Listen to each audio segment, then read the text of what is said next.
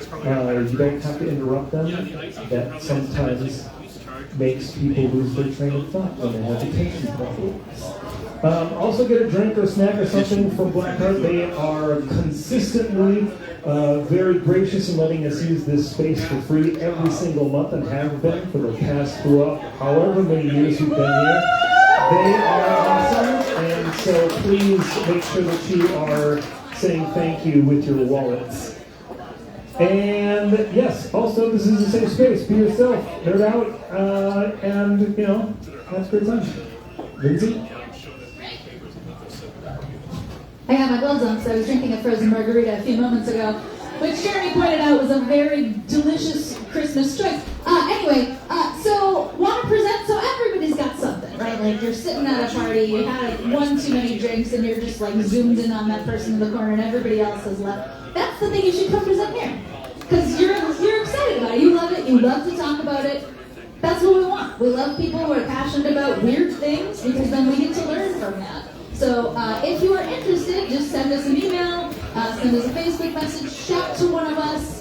There are various amounts of time between when we will respond, so I apologize for that in advance. We're just volunteers, so we do other things in our day job. But please, if you want to present, let us know. We'll get you on the slate of people to pick from for upcoming months and get chatting.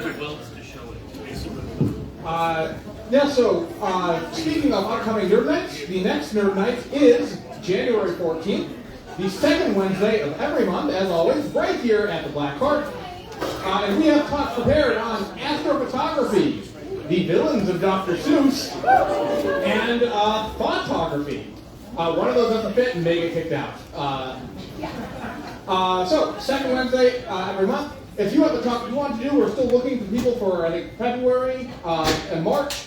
And we don't plan much further ahead than that, but get in fast. Used to be a year or two ago, we'd be scrambling to find people to talk next week, and now we're often filling up months in advance. So if you have an idea, reach out to us sooner rather than later. Which brings us to tonight's talks. So we've got three of them. Please applaud for all of them. First, well, not first in order, but just first that I'm going to announce is first in our hearts, 336 pounds of selling the laws and rules of curling by Drew. Give it up for Drew.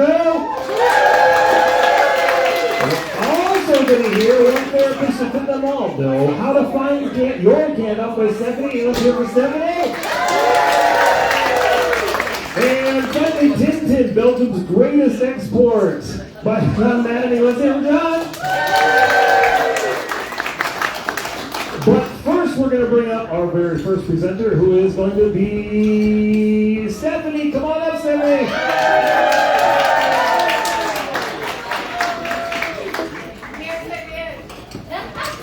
Hello. Hi, everyone. There's a lot of people here. Hi. Wait, you have to wait for it to come on. All right. There we go. All right. Hi, everyone. So yes, one therapist to fit them all. No. How to find your Gandalf. This is on how to find a therapist. My name is Stephanie Treese. I have a master's in science in clinical mental health counseling, and I'm a licensed professional clinical counselor. It costed a lot of money, so thank you. Table of contents about me, cat bread. Why not? Why am I doing this talk?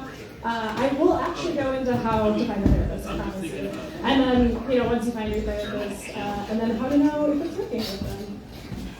All right, that's me as Bob Ross for Halloween. I've been a therapist since 2014.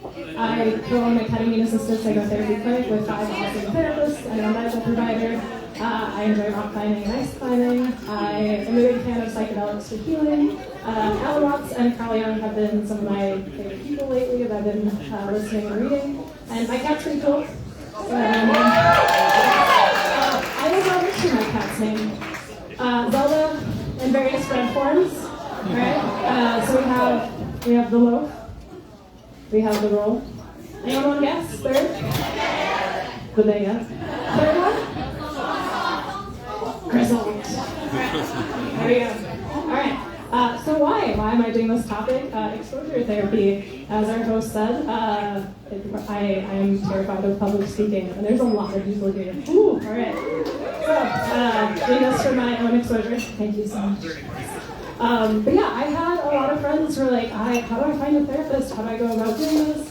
And so I thought it would be very important to tell people, how to search, letting people know you can ask for a consult, you can get to know them before you schedule your very first appointment. You can ask them questions too. So yeah, some questions people were asking, what help, what does a therapist do, where do I start, how do I find them, how do I know they're the right fit, do I hug them after a session?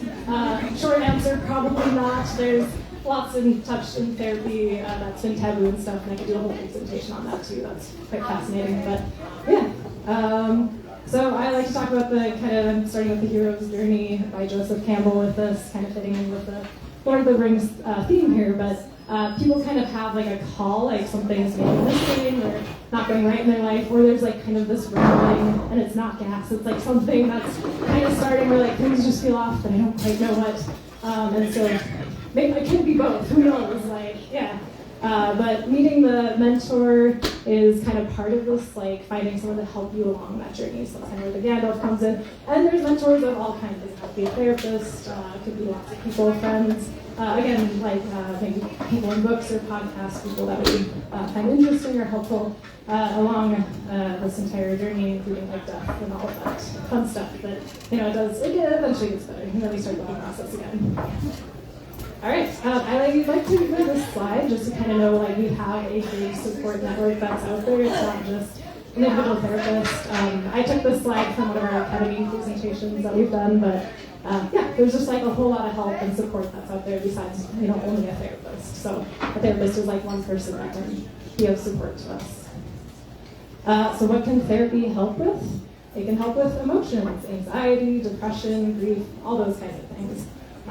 It can help with self-improvement. Maybe we're doing pretty well, but there's things that we can improve on. I've used therapy to help with public speaking. Believe it or not, I would be dying right now. So at least I'm able to talk to you at a hopefully decent pace right now.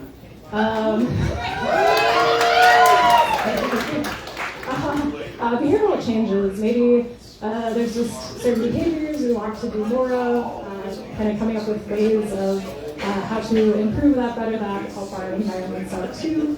Psychosomatic stuff, maybe there's something happening with our bodies, and seeking medical care isn't necessarily helping out, so kind of that mind-body connection. But also if there's long-lasting chronic diseases or medical stuff going on, helping accept that or learn how to live with some of these longer-term issues that are going on too.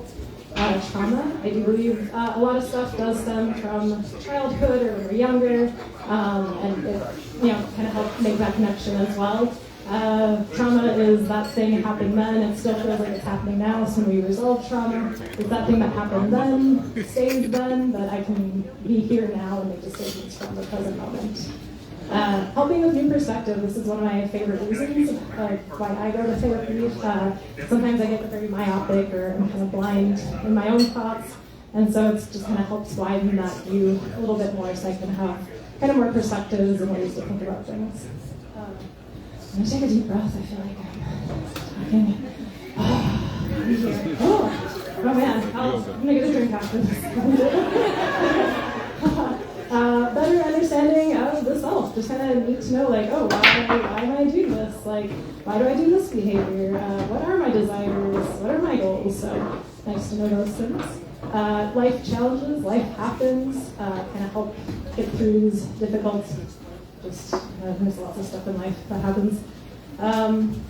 Building coping skills. Sometimes we don't have the best ways of coping with things. Sometimes they're helpful in the short term, but not the long term. So learning what helps for the long term as well. And relationships. Sometimes we have difficulty relating or being in relationships, not only with partners, but families, friends too. So there's couples counseling, family counseling, but then also maybe friends are having issues as well, so they can go to counseling as well. All right, so questions to consider. These are more logistical ones when you're first starting to search for a therapist. So you're looking to use insurance, you're looking to use private pay, do you want in-person, do you want virtual, what are your goals for therapy? And also, who am I? So, like, what are my identities that are important to me? That would be important in the therapist that I choose as well. So maybe it's a religion, like a religion very important to me, so I want to be knowledgeable or also practicing religion or the same ethnic or cultural identity as well. And also what type of therapy. If you kind of know what type of therapy you're interested in, you can search for that as well. That's a pretty big topic as well. I'm not going to go into the individual types of therapy. And that's one question you can ask a therapist as well, is like what types of therapy do you do, what are those, how do they work? So these are questions you can ask. So the first one, I'm actually going to get into how to find a therapist. The first place I usually tell people to go is psychologytoday.com. This is where most therapists put themselves out there for advertisement.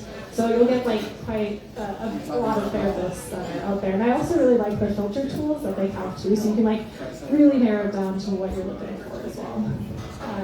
This is a list of all the different specialties that they have that you can filter through. They also have like, what insurances they accept, if they're taking clients now, just lots of different filters. But yeah, so they have specialties, they also have the types of therapies that they do as well, if you want to be very specific in what you're looking for. Another resource I like too, it's called Open Path. And this is more an affordable way if you don't want to use insurance, and some of the private pay ones are a little too spendy. This one you pay a lifetime membership of $65, and then sessions are about $30 to $70 a session, which in the therapy world is very affordable. And this one, they also have a lot of the same filter tools that Psychology Today had. So I like this website as well. This is the Walk-In Counseling Center. Has anyone heard of this place before? Yes, a few people. Awesome. Yeah. So they have volunteer therapists. This place is completely free. And you can actually just walk in to see someone. Hopefully someone's available, or you can let them know ahead of time and schedule an appointment too. I can't think of the Walk-In Center without thinking about Christopher Walken. So there he is. And then we have the online therapy websites as well. Has anyone used one of these? Yes. Can I talk to you? Okay. How was it? Okay. I have a slide that kind of talks about it, so good to know about your thoughts. But this one, let me know if this is correct. But you can chat with your therapist however often you want, but they respond once a day. And you get a video or phone call session with them at least once a week? Yes, okay. And you pay maybe a weekly or monthly subscription for this, yeah. Oh, so that's what these are like. So here's kind of the pros and cons of each of these. And of course you can, call your insurance company and say hey, what therapists are in my network? And they'll give you a list of therapists. You can also ask your work too. Sometimes there's an employee assistance program that they'll give you 6 free sessions with a therapist. And then you can also just look around you. What's in your area, what clinics are there, and you can call them up and see what therapists that they have available. The pros with this option is that they accept insurance or that it's covered. There are limited options of the therapists that would be available to you. With Psychology Today, you do get a wider search of therapists that are available. You might be able to find kind of what you're looking for. But some of these therapists, they might not accept insurance, and they might be more expensive with the private pay option. With Open Path, it is affordable. You can't use your insurance, and they might have limited options for you as well. With the Walk-In Counseling Center, it's free, but there are limited options in who's available. You can get whoever's available at that time. And then with BetterHelp and Talkspace and the other online therapy options, it is accessible. It's very accessible. You can message your therapist, and hopefully they respond to you at some point that day. And you can meet with them once a week. But it's really not for crisis or depth counseling. It's virtual only, and they don't accept insurance. Does that sound right? Is that for your... Yeah? Okay. Some of you take insurance? Oh, cool. Okay. All right. Well, all right. So they might also accept insurance. So questions to ask. Once you kind of found some people, you might have a few people on the list, and yes, you can ask for a consult. So this is just meeting like meeting with them on the phone or over video. It might be rare to actually go in person to see them. So yeah, kind of ask for that consult before you schedule an appointment with them. And yes, you can ask questions. So some of the questions I tend to ask, or I let people know that might be helpful, is how long have they been doing therapy for? What was their previous careers? For some people, it's a second career for them. So I'm always kind of fascinated to know what their life experience was like before them. I like to ask, how did they get into therapy? What drove them to do this? What's their interest or passion with it? Again, asking what type of therapy that they do, and definitely ask them, like, what is that? Can you explain that a little bit more? How would you go about doing that? If we were in session together, also ask what their training is, where did they go to school, even in the specific modalities that they might do, like what was their training in that modality. And then I like to, if there's like something specific that you really want them to get or know or be cool with. So again, I like psychedelics for healing, so I tend to ask therapists, obviously, how do you feel about psychedelics for healing? So if they, to see if they're okay with it or if they can give me a drug assessment and think that I'm addicted to mushrooms or something. So it's probably not going to be a good match for me. And then I just, I like very authentic therapists, so I like to ask them, like, who are you? What are your interests and all of that? So I like to know that they're human. Any other questions that people can think of that they tend to be interested in asking a therapist? Yes. If they're a therapist? If they're in therapy, ooh, that's a good one too. Yeah. Okay. Yes. Did someone else do that? Yes. Oh, hello. It's kind of fall to that. Are you kind of required to do that to avoid transference? Like, are they required to so do therapy you don't, themselves? like you don't transfer your issues. Yeah. I'll get to that. You are first in line for questions. It's a good one. Yes. Yes. I'd like to ask about the neurodiversity paradigm, because some therapists think like it's bad to take your identity from being autistic. Others think it's really important to find your identity in something like autism. So that is really key for me. Yeah, that's a good one too. Yeah, that sounds really important. Yeah. Yes.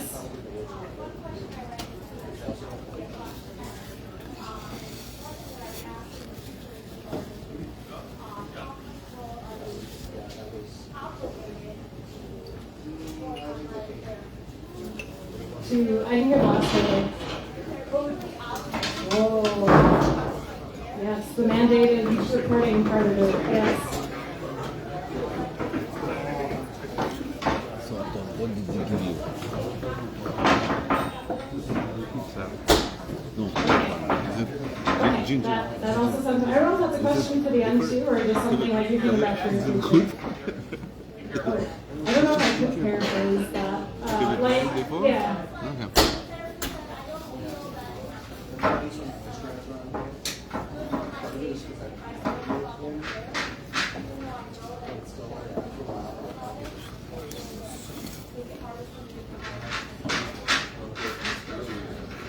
If you were disclosing information, okay. So it's about disclosure of information. Okay, yes. Okay. So yeah, so there's some questions to ask there. Therapeutic alliance is one of the most important things when you are finding that therapist, feeling comfortable with them, feeling like you can open up to them. Some of the important qualities of building that therapeutic alliance, or just like a therapeutic relationship, like how you two are interacting with each other. Trust is one. Can I trust that person? Do I feel like I can open up to them? Safety is another important one. Do I feel safe enough to share these difficult vulnerabilities with myself?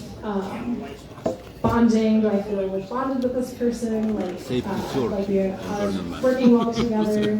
Consistency, having them show up and be there to be a reliable person. I do parts work, so I work with like some of our beliefs or thoughts kind of come from younger ages, and so sometimes I'm talking to a person's like younger self, and when we're younger we kind of need that like consistency and reliability. And some of our caregiver, does that mean I have 6 minutes left? I'm at 15 minutes? Oh, great, okay. So yeah, consistency is important. Collaboration, are we working together? agreements? Are we on the same page of our goals together? And we're talking about an effective communication. Are we able to communicate with each other well? And there's going to be disruption or conflict that's going to happen, and so can we go through that repair process? So one of the nice things also about therapy is we're trying out these skills with hopefully a safe person, and then that's going to hopefully help us be able to do that with other people in our lives, or be able to take that outside of the therapy session as well. And a lot of these do take time, so it's not going to be like, oh my god, we're best friends right away. It's going to take a few sessions to build these and work on these and feel safe, like opening up. Because it's pretty much a stranger we're telling these things to that we maybe haven't told someone ever. So, yeah. Right. So, you have found your therapist. Will you accept this rose? So, you found your therapist. Now what? How do you know it's working? Like, oh my gosh, is it working? Like, is this the right person? So are you meeting your goals? There's an emphasis on feeling better rather than feeling better, because there's a saying of you need to feel to heal, or sometimes it gets worse before it gets better, but the important thing is that you're going through the process and you're feeling again. Increased self-compassion. You're noticing shifts outside of the therapy session, like, wow, I went and done this a few weeks ago, now I'm noticing I'm doing this. Some of the behavioral changes, increased resiliency, like, wow, this thing happened, again, like if this would have happened a few weeks ago, I don't know if I would have been able to handle it, but I was able to handle it this time, and I'm still standing on my 2 feet. Improvement on overall quality of life, greater understanding of yourself, and then improvements in relating and your relationships as well. And noticing those connections are getting better and improving. So, just as there are many Gandalfs, like we have Gandalf the White, Gandalf the Grey, and this other Gandalf as well. Yes, there is not only one therapist. There might be many therapists. You might find, 3 that you like. And you might also notice that one therapist can only take you so far. They only have so many skills, or maybe accomplish certain goals, but now new things that come up, and it might be time to find another therapist. You can talk about your therapist with this, like, I'm kind of feeling a little bit stuck, and I'm noticing I'm not losing a lot of improvement in this. And they may be able to try some new things, or they might be like, oh yeah, you might need to do this intervention, let's refer you up to this person. So don't feel like you have to stay with that one person, like you can find a new therapist. And it might be like, wow, I really like this therapist, but I feel like they've taken me as far as I can go, and now I need kind of implementer that's there. Thank you.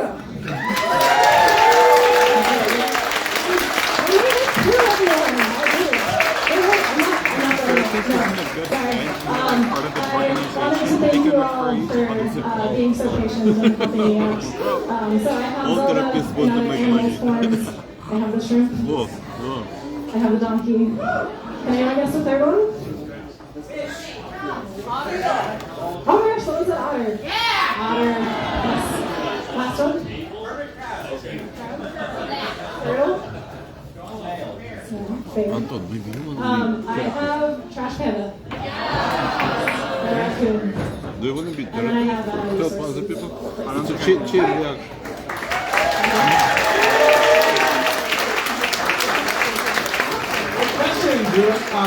Questions? Someone had a question about transference and... Oh, I'm loud. I don't need that. I don't. Okay. Big room. So I don't know, not that you're like really required to, but I get the sense that pretty much all therapists, the other therapists will avoid transference. Is that correct? Yes, it is very helpful for therapists to see their own therapists for that reason, but then also things like just sort of kind of like clear and we can be very present and not as biased when we're seeing other people. So that's not a requirement, but I definitely find it helpful for myself to do. It's funny because I heard the term grand therapist, so like when someone's talking, like when a therapist is talking about their therapist that they see, they say grand therapist.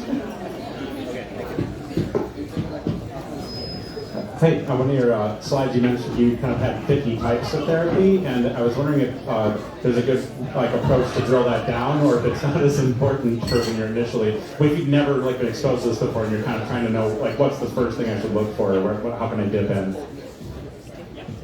This is so hard because there's so many different types of therapy. Again, I would like go with the therapeutic alliance. Like, do I feel comfortable just talking with this person and working with them? When you're like asking questions with a therapist, just say like, these are the things that I'm working on. How would you use your interventions to help me, or your modalities to help me out? And again, like ask them what those modalities are. So that might be good. You can always Google search them and kind of see if that helps too. But I know it's just there's so many out there. Taking all of the different interventions and modalities out there. I feel compelled to ask. A lot of people are turning to AI chatbots to ask her about this. What are your thoughts on that? I think it's like Wikipedia. It's a good starting point, but don't end there. Sorry. Oh my God. Okay. I would use it as a therapist, but they might ask it like, hey, what interventions might be helpful for me? Like, and then you can kind of start off your search there. I would use it as a therapist. So again, like starting place with like, I don't even know where to start, and then like seeking, I don't think it's going to replace therapy. You do need like that human connection. So yes, please talk to a real human and all of that. Yes.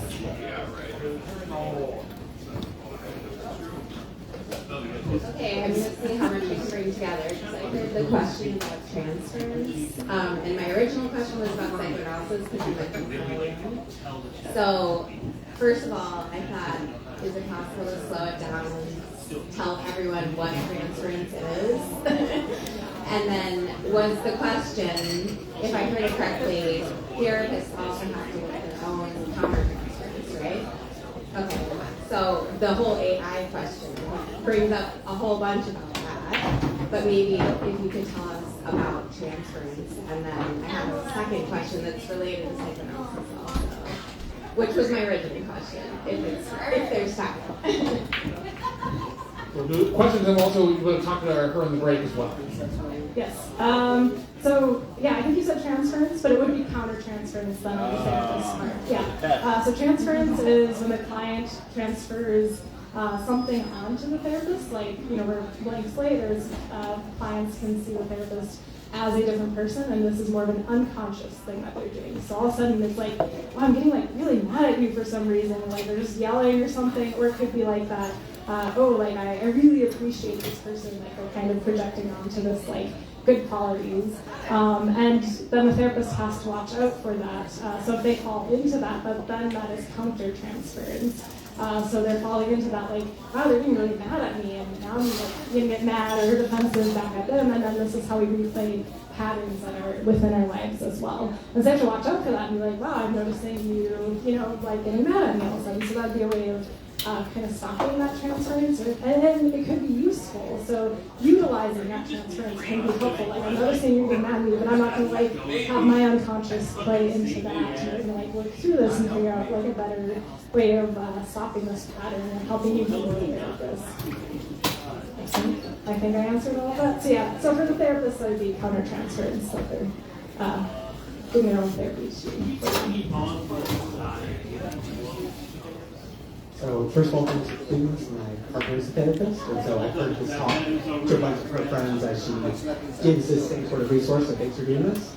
Question about BetterHelp. There's been some stuff about them in terms of privacy and not vetting therapists appropriately and misconduct. How do you feel about BetterHelp, particularly in terms of the fact of not being boundaries on communication? Like, if somebody said that a therapist shouldn't be available 24/7 to answer questions and phone calls and texts. So how do you feel about that? Yeah, again, I don't think it's good for crises. Like, if they need someone right then and there, like, I did like a quick search on like, what are the guidelines around BetterHelp, and it sounds like the therapist just has to respond once a day. When? I don't know, they could respond at 11:59 p.m. when the person like is struggling, not knowing. So therapists don't tend to be available that like 24 hours a day, or even on a daily basis. Usually you have like a weekly appointment that you're seeing them for. And I'd say, like, if people do need more help, there is more help available for that. There's other services that they can utilize or go to if they're seeking more help than that. So I wouldn't be using BetterHelp if people are really struggling with things. They might need more assistance. Hopefully BetterHelp can point them in those directions or give them resources for that. And then you were talking about the privacy around communication.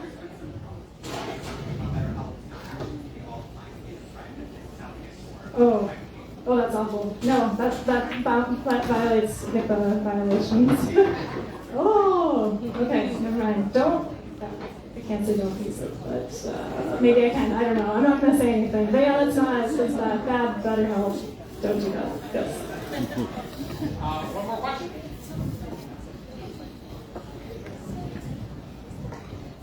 What's the difference between therapy and a therapist is like psychologist and psychiatrist? I think maybe one can prescribe medication, but I don't know what's the blurred lines between them. Yeah, good question. A psychiatrist tends to have a medical background. They might be a nurse practitioner as well. But yeah, they do more of the psychiatric medication. There's kind of an interesting history. So Carl Jung and Viktor Frankl, a lot of these people were medication prescribers as well as therapists over the years. They just got really shifted to medication management side of it, and they do very little therapy. So that's why if you go to a psychiatrist, you only get 15 minutes. You talk very little about what's going on. I feel like that'd be very helpful to understand your patient and prescribing these medications. But yeah, it's really shifted to medication focus for psychiatrists. Barely any psychotherapy, even though they're kind of trained in it when they go to schooling. It's very little therapy that they're doing. A psychologist has a doctorate in psychology, so they have a little bit more training than maybe a master's or master's levels tend to be a therapist. So that means that they have a bachelor and have gone to school for 2 or 3 extra years. Both therapists and psychologists have to do supervision hours and stuff as well after they get their degrees. A psychologist can do different testing and assessments as well, whereas some therapists at the master's level, they can do some assessments, but the psychologists can do maybe some of the more deeper other assessments that are in there. Does that help? Yeah. Therapists and counselor are kind of interchangeable. Yeah. Yes. Never mind. Big round of applause for Stephanie. If you have questions you didn't answer, come her in the break after the show. All right, next up, it's time to curl. Drew.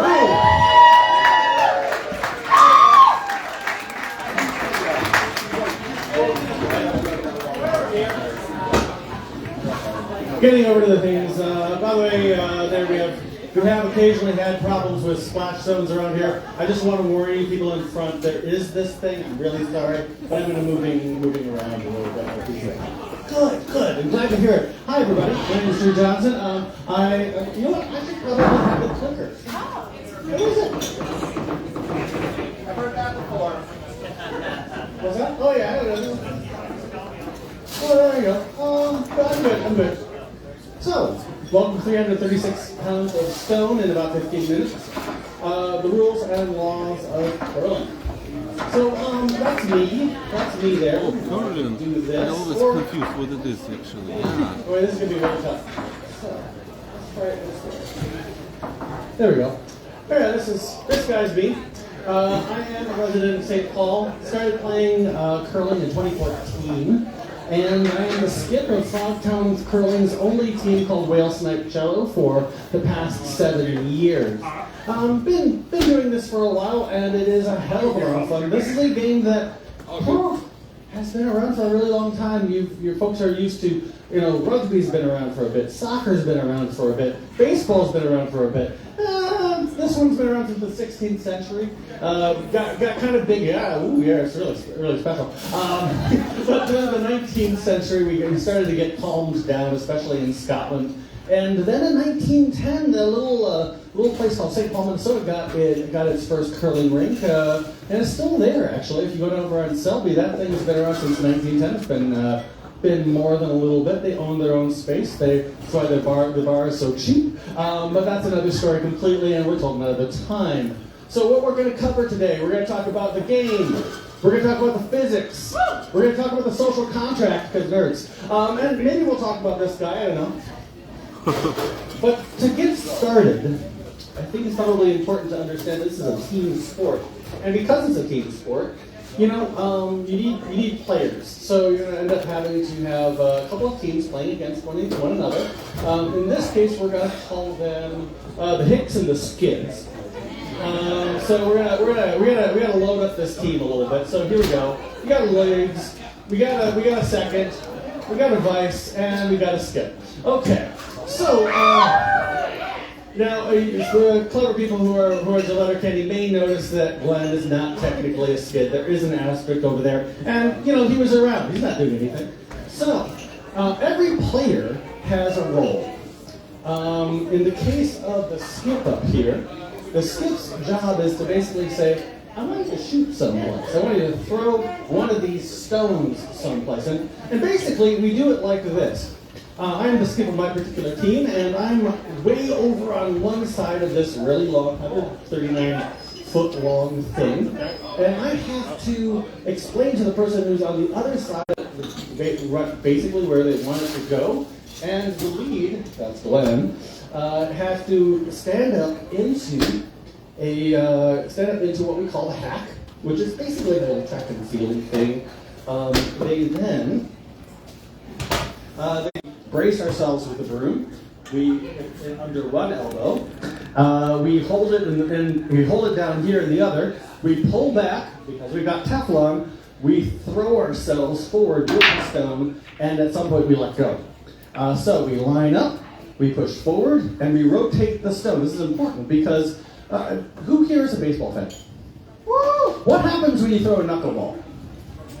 All over the place. It could go anywhere, right, exactly. Because there's basically no spin on the ball, so the spin gets generated just by the forces around it. Same basic thing with ice, except, it can go anywhere. It could curl to the left, could curl to the right. As a result, we give it curl, so it'll kind of stay curling in one direction or the other. Does that make sense? Awesome. Now, folks may have noticed that there are a couple of other people just standing here. What do these people do? Does anybody know? Brooms. Brooms are involved. Yeah. That's very good. We're going to talk about what the heck they're doing particularly in just a moment. But first, we need to talk about the stones. Ooh, stone. Specifically, this is an island in Scotland. It is one of only 3 places where we can actually mine the granite for a game of curling. Yeah, Scotland, it's southwestern part of Scotland. There's no good whiskey. I checked. There's also a place in Wales and a place I think in Tanzania. Now, the thing about the reason that this stone is so special is because it is essentially microgranite. If you were to throw 2 stones at each other, eventually they'd start cracking. In the case of microgranite, what it basically does is it allows you to transfer force from one stone to another many times before things fall apart, and that would be bad. They are made of rather a lot of stone, though. Each stone is 42 pounds, hence the name of this. Each team actually has to throw 336 pounds of stone from one side to the side of the area to the other, every single end, about 20 kilograms. It's a lot. And it's kind of shaped weirdly. It's not, it looks like a big oval, but underneath it is a little running ridge. And the running ridge is going over something that is not exactly flat ice. So let's talk about that. You see, ice, I don't know if you know this, actually does create a little bit of drag. Not a lot, but if it was entirely flat, basically the flat side of the curling stone would kind of smear across the bottom, and you wouldn't get it very far. So, number 1, we go ahead, we put a little ridge on top of it, and number 2, we pebble the crap out of it, which means that here, actually, let's take a look. When I say pebbling, what I mean is somebody goes up and down these slabs of ice, these sheets, and actually sprinkles it with tiny little bits of water to create this slightly uneven space. The cool thing about this is that it makes less drag.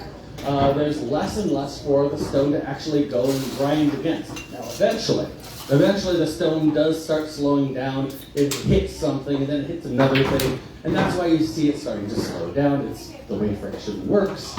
And it starts, because you're rotating it, it also starts kind of turning off for a particular reason. So far, so good. Okay, so a couple of other things to notice. This is a really far amount of space to actually throw anything accurately. Yet somehow we do, kind of, but to be able to do it really well, you need some help.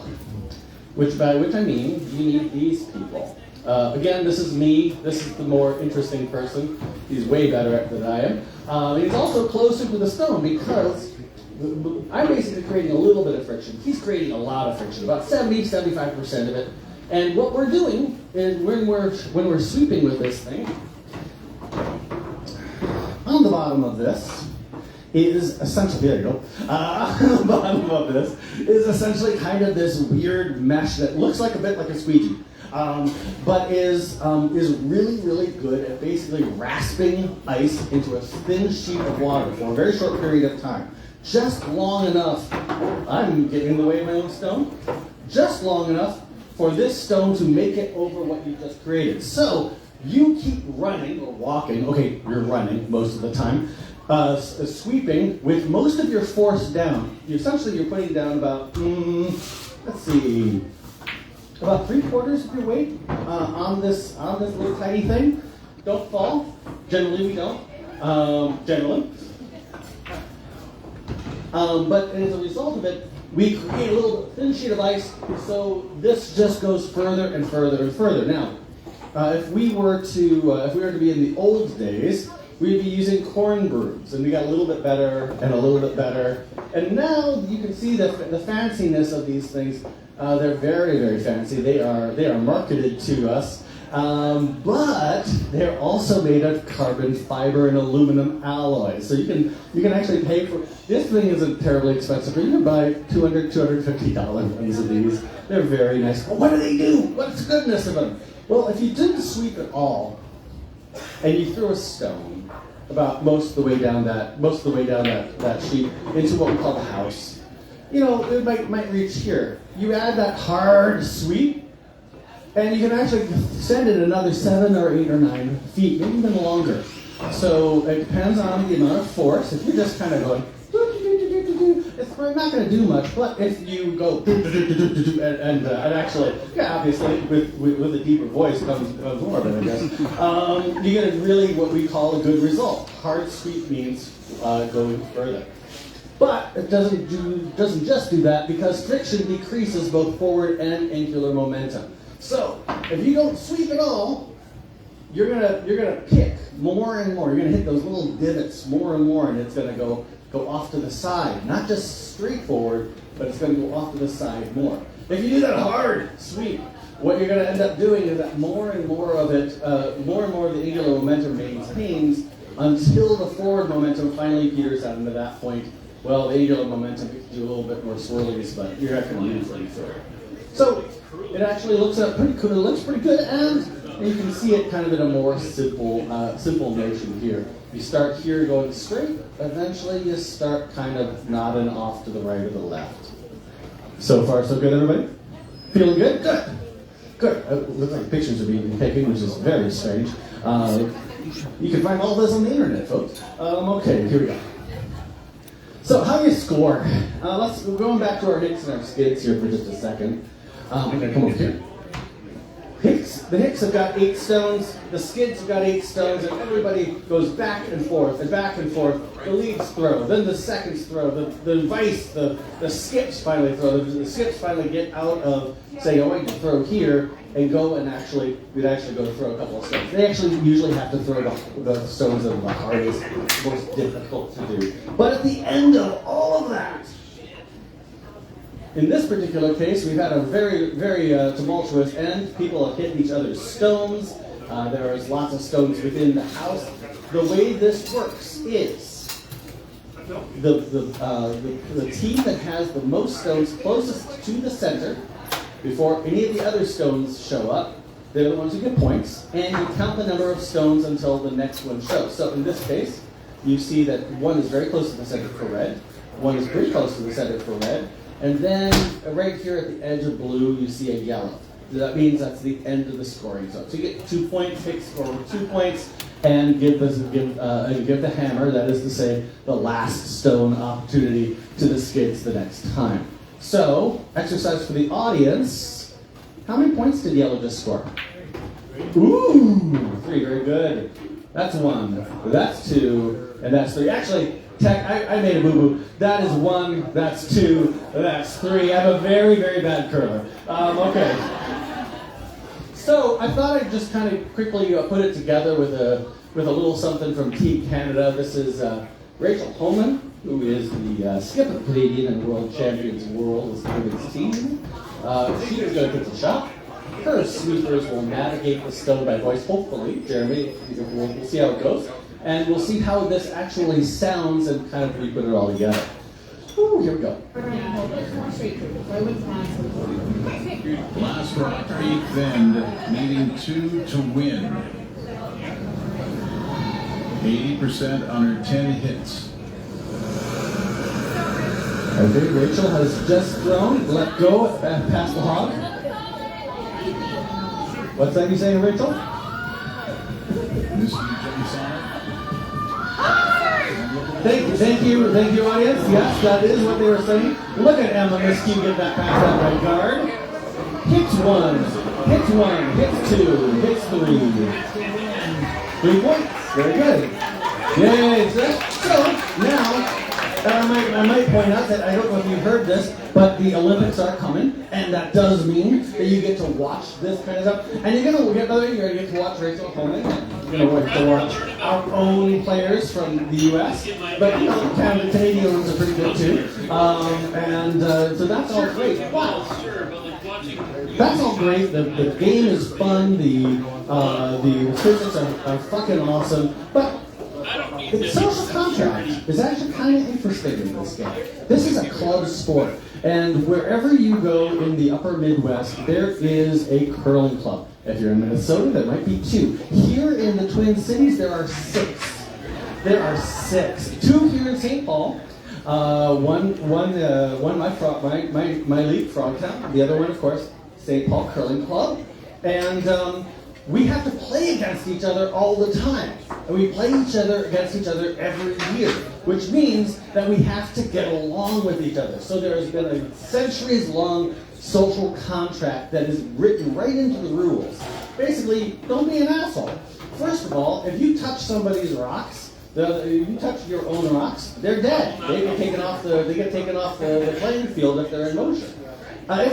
If something happens and a mistake happens, like you touch a stone, then they start touching other stones, the other team handles the mistake. Like, you know, they could actually take it if they feel like this is a good result, or they can rewind time and basically say, nope, your stone doesn't affect us. We're going to do our best to just figure out where all the stones are supposed to go. Finally, this is kind of a weird one. No measuring while you play. Now, at the end of each end, you actually, of course, are checking to see who's nearest to the center, right? But if you're in the middle of a game, if you're in the middle of an end, and somebody's just throwing 2 stones, and you can't tell which one the yellow is closer, the yellow or the red, you can't measure. You can't even sort of measure with kind of like your foot or your toe or your broom. That is considered really rude and uncouth, and they don't want you to do it because, you know, maybe you better make better life choices out there. So figure it out for yourself. But these are actually in the rule book, as opposed to the unspoken rule book. And this is where it gets really interesting. Number 1, keep the game moving. You have time on the ice, but you only have so much time. It takes 2 hours to play a game of curling, and another team's probably coming right behind you. So keep playing. Every stone that's thrown generally is thrown within 45 seconds to a minute. So it goes bam, bam, bam, bam, bam. The next one is cheers only. Gasp if you must, but absolutely no booing. When people come and visit, this is one of the first things we have to actually teach people, is that you can't boo the other team. Because again, remember that first one? You're still playing with these teams year after year, so you know, you have to get along. And you know, you might actually have a beer with them afterwards, and you get really awkward real fast to do that. So shake hands as well before and after. Also, afterwards, go have a beer with them. In fact, if the winner's doing the right thing, or if you are actually at a club other than Frogtown, which just has open bar, the winner rides the first round and cleans up. So you know, just take care of one another. And the really interesting one, at least in my opinion, is don't finish the scoreboard. If you're in the middle of a game and you've finished, and like this team here, this team has had a really good game. It was mine. Okay, we were yellow. This time we won. And for the sixth end, this is how we score. It's 4 points on the first end. This team scored 3 on the second. I won't bore you with the details too much, but we scored again.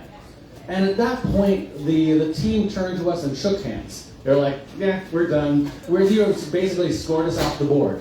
And so as a result, we don't put up another scorecard for the sixth end because we knew we were done. Not like we need to know anything about it, and it just kind of rubs it in.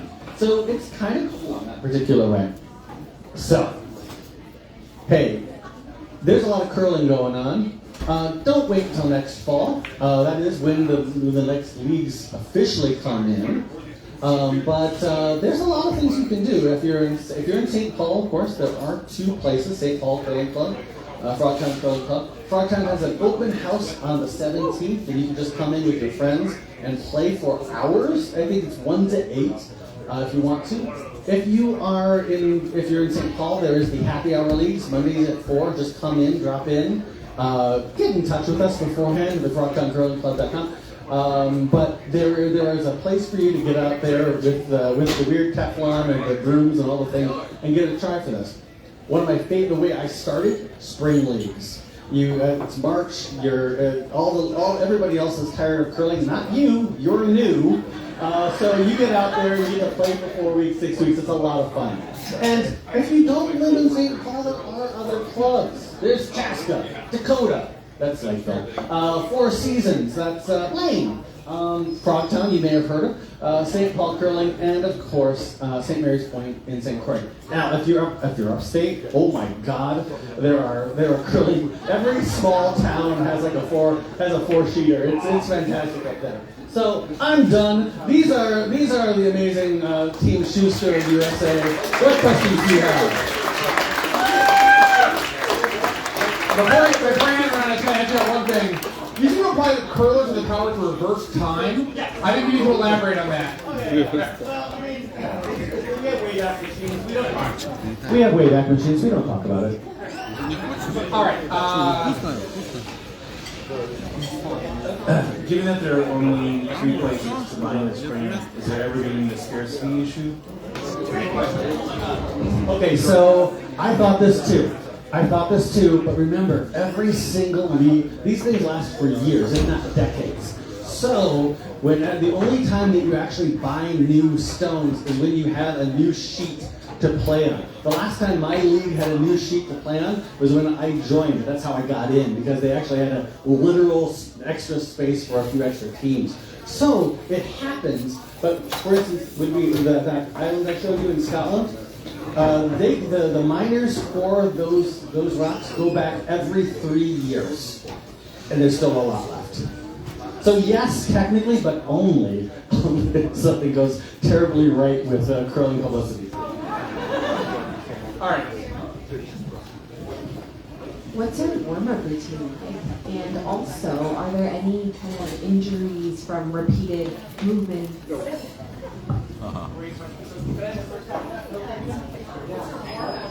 Warm-up routine. Okay, well, first, let's see here.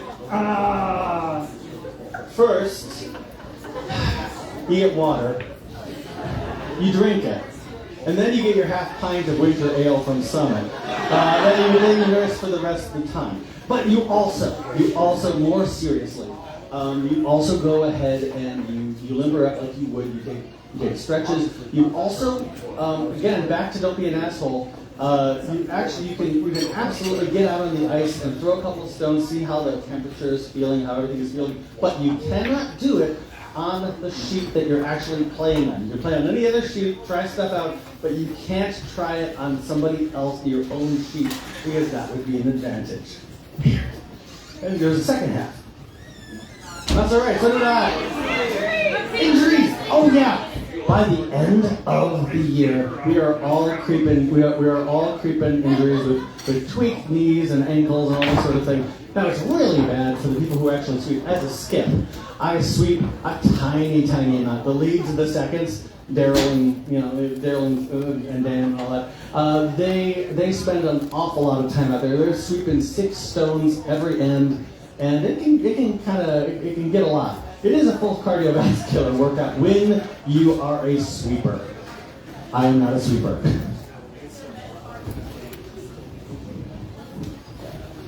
You mentioned brooms used to be corn brooms and stuff. What are the sorts of regulations on what they can be made of now, what they're allowed to be made of? Good question. Okay, so handle can be pretty much anything you want at this point. The later the better. When I moved from wooden to aluminum, it was noticeable.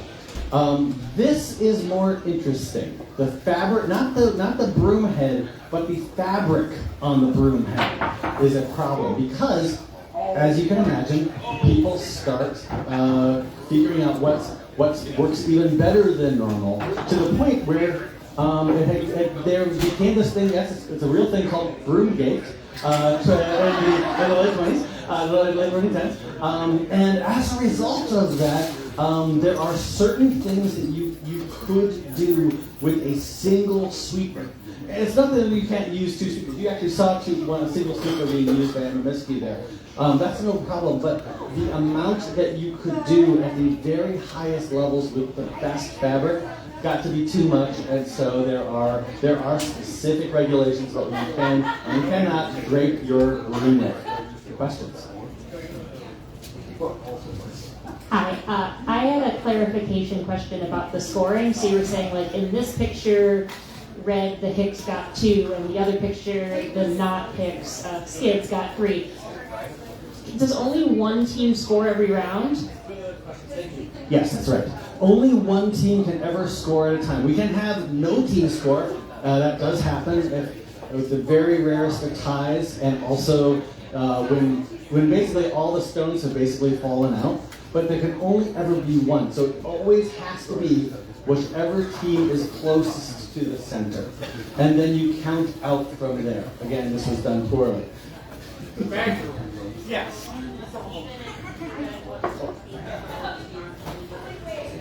Yes, that's correct. How are the handles actually attached to the stone?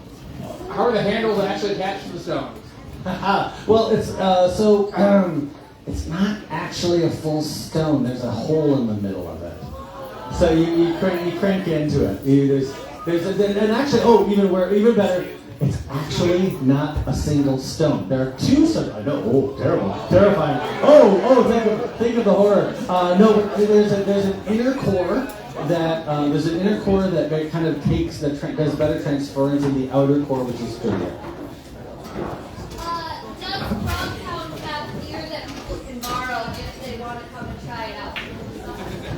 Did everybody hear me?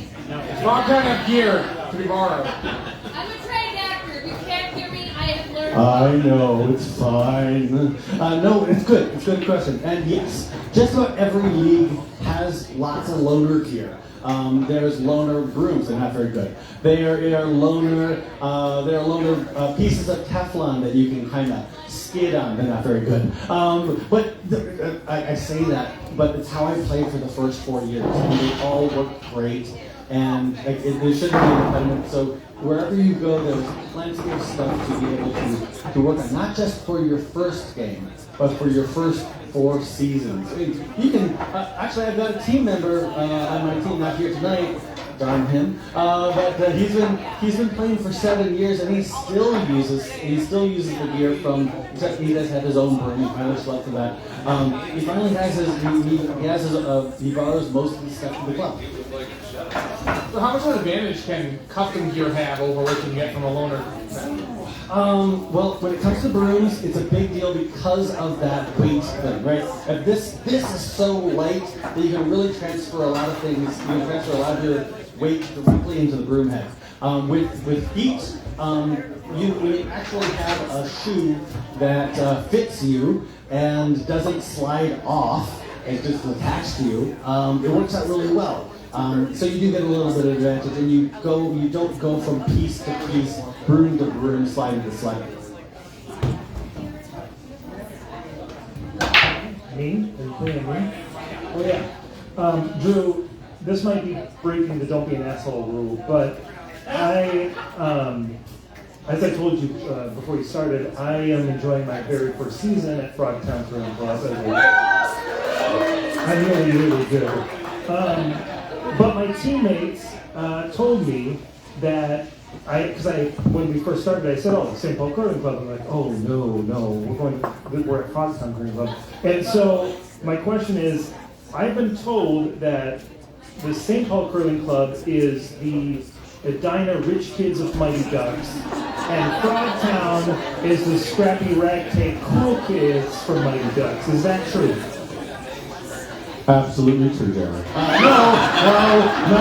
No, it's fine. They're great people. Actually, I got this started at St. Paul. They're all really lovely people.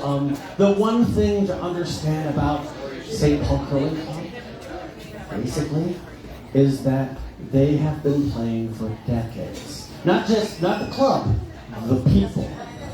So, as a result, you literally have people who will often be on 30 years playing for the same team, same club, and you are stuck going, oh, well, I guess this is not going to go well.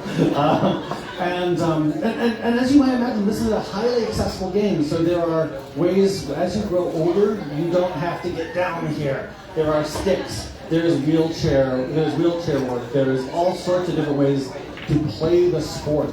So as a result, and all genders, of course all genders, so as a result, St. Paul basically had just sort of the problem of they've been here forever, they own their own space, they've just been there year after year after year, and we are new, by which I mean 12 years old or so. So that's certainly not what we do. One more question. Are most leagues co-ed or are they split? How does that work? Great question. Just about every league that I can think of within Frogtown, with I think one or two exceptions, are all gender. Right? Just whoever comes up is whoever comes up. There are some specifics about like. There are really kind of three specialized categories within Olympic curling. There's the men's team, the women's team, the mixed doubles. I think mixed doubles is crazy, by the way. That is where you have two players, not four, and one person sweeps their own stones, which is nuts, but it's really fun to watch. So there are some special cases. But they are special cases. When you're in club play, everybody's playing. All right, big round of applause for Drew.